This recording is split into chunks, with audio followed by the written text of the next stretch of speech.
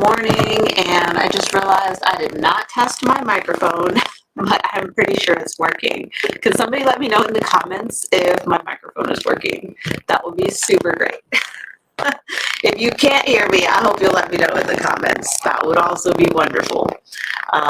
Let's see. I don't have any comments yet. I see I have just a couple people viewing right now, so we will see what happens. Let's see. Good morning. I hope you can hear me. It has a static sound. Okay, hold on. Wait one. Let me see about my microphone. Okay. Let's hear me. Okay, hold on. Hold on. We're going to sort this out. Microphone has crashed and died. We are going to figure this out. It's okay. So I got a new webcam, and so it's trying to, okay. And now I've got my good microphone. Okay, good, better, love it. All right. So yeah, so I got a new webcam. So hopefully we will no longer see the matrix effect that always happens when I do my live streams or my Zooms, if you've been on a Zoom with me. And so now I've got my microphone connected and I've got my new webcam. Whoop. So yes, it is a happy Monday. Ooh, okay. So I did not do a Marketing Monday live stream last week, and I wanted to explain why. I have been kind of paying more attention to my own energy cycles, my rhythms of my body, and it ties to my menstrual cycle. So like I've been trying to figure out like what feels best to me. And last week, what felt best was to not go live. I wasn't really on social media at all last week, not a whole lot, like here and there, but not a lot. And it felt right. So it could be that every 4 weeks, one of those weeks, I will not go live. And that is what will make me feel good. Hey, CK Ford. Hello. I met CK while we were both watching one of David's live streams. So that's kind of neat. Thanks for being here. I appreciate you. All right, so it's Marketing Monday. So let me get into a couple of announcements here. So not last week, but the week before, I did the Y workshop, and it was awesome. It was a great Y workshop, and the next one's already on the calendar. So if you've got the link for it, it's already on the calendar for July 23rd, which is a Friday. So it'll go from Friday 1 p.m. Eastern to 4 p.m. Eastern, and that will help you kind of wrap up and go into the weekend with a ton of thoughts, things you can kind of mull over, journal, meditate on over the weekend. And there we go. And let's see. So new podcast episodes. I've got Emily Ward and Jess Hunnichen on the podcast on Friday or on Thursday. Their episode's going live on Thursday. And we're going to talk about how they develop their organization, Shine PR and Shine Influencers, to help connect businesses with awesome, amazing influencers for marketing purposes. And so this was really exciting because this is the first time on the Defiant Business podcast that we have had 2 guests simultaneously. So it was kind of fun in terms of the interview. And so this Monday, I was planning on doing a live stream. I was going to call it something like what nearly $30,000 of investment has taught me about what's wrong with the business coaching industry. It was going to be more succinct and stuff, once you have an opportunity to write it out. That was going to be the live for this morning. Basically what I have experienced and learned about what's wrong with the business coaching industry as somebody who's invested nearly $30,000, well, now more than $30,000 into it. But there was a particular point in my recent business history where I put in about almost $30,000, and I learned lessons for sure, just not the ones that were on the agenda in terms of me learning. I've actually decided to reserve that topic as a special episode on the Defiant Business podcast only. So if you want to subscribe to that, so that way you don't miss it, because I'm going to talk with my podcast manager and extraordinaire, Krissa, and we're going to talk about when we can get that out there. But I put a link in the description of this live stream. So if you want to click on that, it's actually linked to a new app that I'm using. You can, of course, still find the Defiant Business podcast everywhere that you listen to podcasts, but the app Reason allows you to comment and engage with the different episodes and kind of go back and forth with anybody you want to communicate with. So if you want to check out the Defiant Business Podcast episodes and comment there, I am more than happy to get back to your comments. I'm pretty excited about the app and the opportunity for community building that it's got there. Okay. And so today, the episode that went live on the podcast is the one thing you need to beat imposter syndrome. And it's like 7 minutes. So if you've ever experienced even a teeny bit of imposter syndrome, if it still comes up to bite you in the ass sometimes, go listen to that episode wherever you want to, but reason will be where you can leave comments and I can get back to you. 7-minute episode, 7-minute episode. Okay. So that I feel is like what people needed. Yes, somebody. Okay, yeah, my 30K lesson on the biz coaching industry. Too true. And I will tell you that even though that particular experience was not what it was meant to, well, actually, I will say it was what it was meant to be. It wasn't what it was billed to be.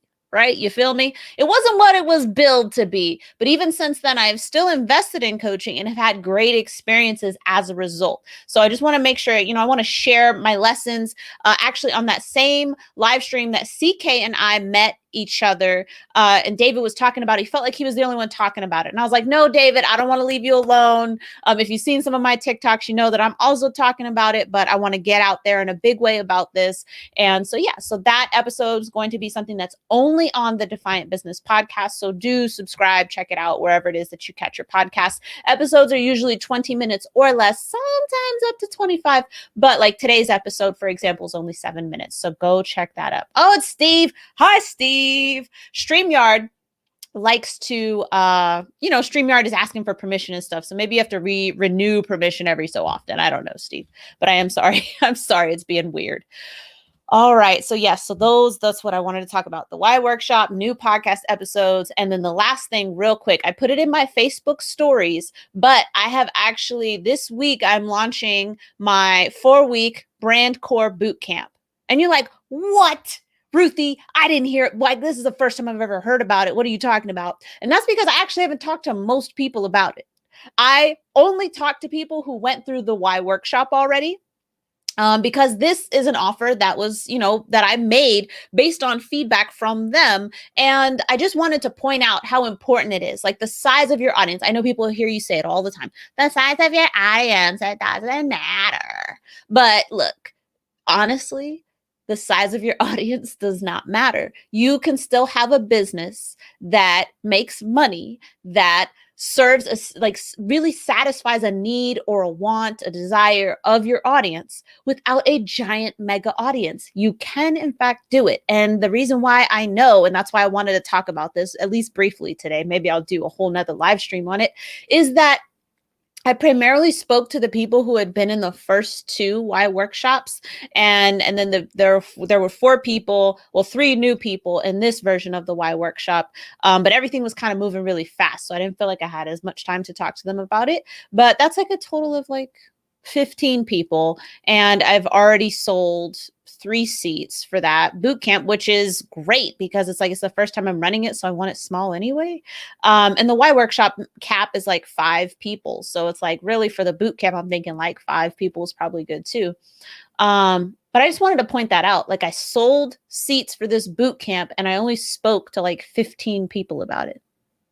You know what I mean? So engagement, loyalty, trust, relationship building. That is what matters no matter the size of your audience. Okay. So if I can create an offer that's a good fit for, oh geez. Okay. I'm not gonna say it. Okay. So what? It's like 3 out of 15 is 20%. No, I'm horrible at this. Oh, geez. I keep trying to tell myself I'm not horrible at math. Anyway, we're going to keep going so I don't embarrass myself. Okay. So I just want to throw that out there. Engagement, relationship building, trust, loyalty. Those are the things that matter no matter the size of your audience. If you are creating something that your audience needs, no matter the size, and they trust you, then they will vote with their credit card, vote with their dollar, and trust you to deliver on the transformation that you've brought. So I'm really excited about that, though. That's starting this week. All righty. So let's get into today's content, the content topic for today. So the way that this works is I will go ahead and run through the content, give you a nice, keep it nice and concise. We'll run through the content, and then I will come back to the comments. So anybody who's here can watch, get the content, and if they want to come back later to check out the comments, they can, but we're not dragging this on and on and on for like an hour and you still haven't gotten all the best parts, okay? So that is what we're looking at. So today we are talking about online courses because I thought they were dead. So let me go ahead. I got to do my little intro thing here. So thank you so much for joining me today. And, today we are going to be talking about online courses. I thought that online courses were dead. I really did. No lie, no cap. That's what they're saying these days on TikTok. No cap means I'm not lying. I really did think that online courses were dead. And the reason why was based on my own experience with online courses. Based on my own experience with online courses, I had paid money for different courses, trying to learn whatever it was I could learn so my business would be successful, right? And I even bought the most expensive course I bought was about $1,000, and it was from somebody in the space. And don't laugh. Don't laugh. I mean, laugh if you want to. I'm kind of laughing already. But it was it was a course on making and selling a course.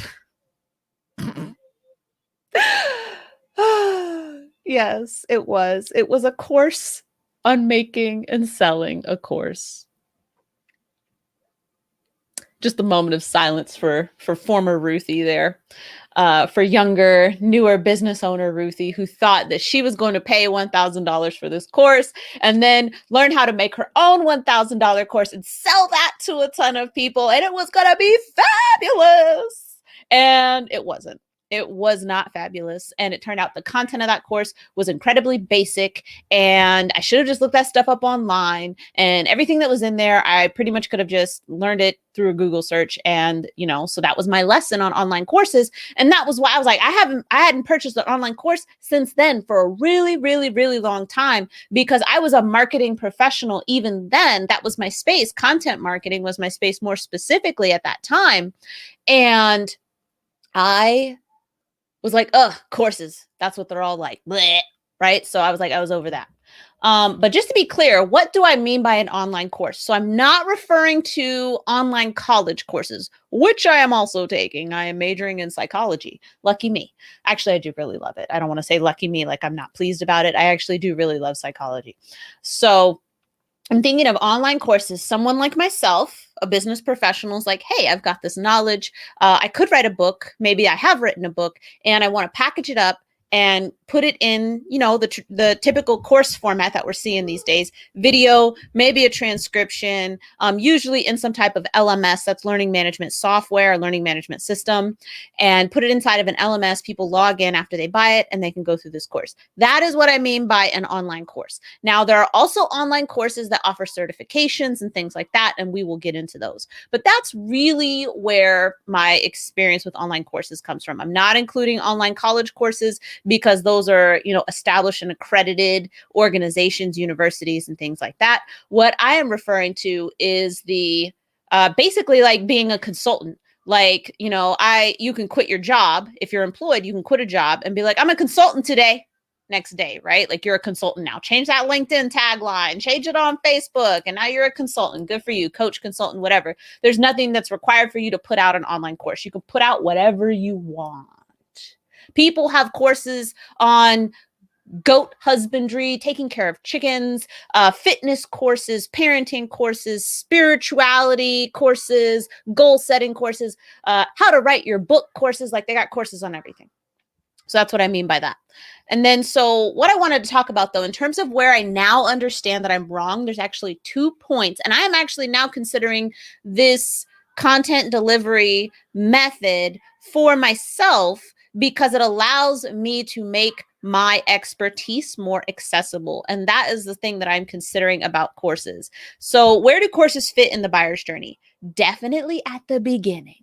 Definitely at the beginning, I would say. I feel like the more experienced you get in a particular area, you've got more questions that a more general course is not necessarily going to answer. So, unless that professional has created incredibly specialized courses, like if they literally have a course for everything, then yeah, you could definitely get by that way. But I think that's why I think my kids are being so loud. School is out. I know that y'all are fine with it. I'm sorry. I'm totally breaking in the middle here. I know that y'all are fine with it. Okay. Okay, well, you're standing outside. Do you want to come tell me? Like, that sounds like a bit of an emergency. Come here, please. They're both swollen. Okay, come here, please. What are you talking about? Where is it? One of it's on my leg, and then you can see really good. Oh, there. Ow. Okay, I have to go. I'm. Thank you.